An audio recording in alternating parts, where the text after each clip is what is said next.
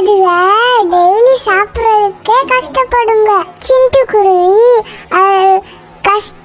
கஷ்டப்பட்டு தான் அதுகளோட ஃபேமிலியே பார்த்துச்சு.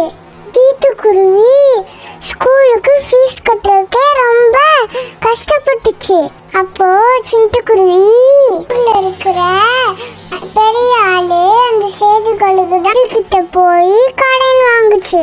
காசை வச்சுதான் கீத்துக்குருவிக்கு ஃபீஸ் கட்டுச்சு. அந்த சிட்டுக்குருவிக்கும் கீத்துக்குருவிக்கும் சாப்பாடு கிடைக்கிறதே ரொம்ப கஷ்டமா இருந்துச்சு. ஒரு நாள் கீத்துக்குருவி ஒரு மரத்துக்கு அடியில் உட்காந்து ரொம்ப பசிக்குதே அப்படின்னு சொல்லிச்சு. அம்மாட்ட கேட்டாலும் அம்மா ரொம்ப கஷ்டப்படுறாங்களே, அவங்க கிட்டக்க அது வேணும் இது வேணும்னு சொல்லி கஷ்டப்படுத்தக்கூடாது அப்படின்னு யோசிச்சுட்டு இருக்கும் போது அந்த மரத்துல இருந்து ஆப்பிள் வந்துச்சு.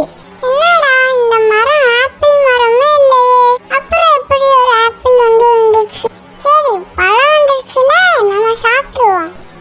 அது சாப்பிட்டு அந்த ஒரு ஆப்பிளை சாப்பிட்டு முடிச்சக்கப்புறம் மரத்துல இருந்து நிறைய ஆப்பிள் விழுந்துகிட்டே இருந்துச்சு. போய் அவங்க அம்மாட்ட சொல்லுச்சு. அவங்க அம்மா வந்து பார்க்கும் போது பழங்களே இல்லை. அப்ப அந்த சேதுகளுக்கு அந்த பக்கமா வந்துச்சு. என்ன நீங்க 2 பேரும் என்ன பண்றீங்க?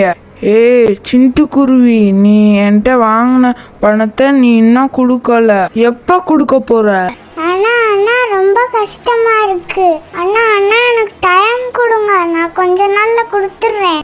இப்படியே எத்தனை நாள் தான் சொல்லுவ? ஒழுங்கா நாளைக்கு எனக்கு பணம் வந்துடணும், அப்படி இல்லை இந்த ஊரை விட்டு உன்னை நான் அனுப்பிச்சிருவேன் அப்படின்னு சொல்லிட்டு அந்த சேதுகளுக்கு போயிருச்சு. அப்ப அந்த கீத்துக்குருவியும் சிட்டுக்குருவியும் ரொம்ப கஷ்டப்பட்டு இருந்துச்சுங்க.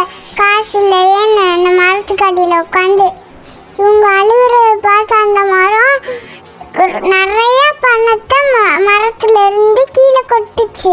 பார்த்த உடனே சிட்டுக்குருவி ரொம்ப சந்தோஷப்பட்டுச்சு. அதை வச்சு கடனெல்லாம் நம்ம இனிமே அடைச்சிடலாம், அந்த சேதுகள்கிட்ட போய் காசை கொடுத்துடணும் அப்படின்னு சொல்லிட்டு காசை கொடுத்துருச்சுங்க.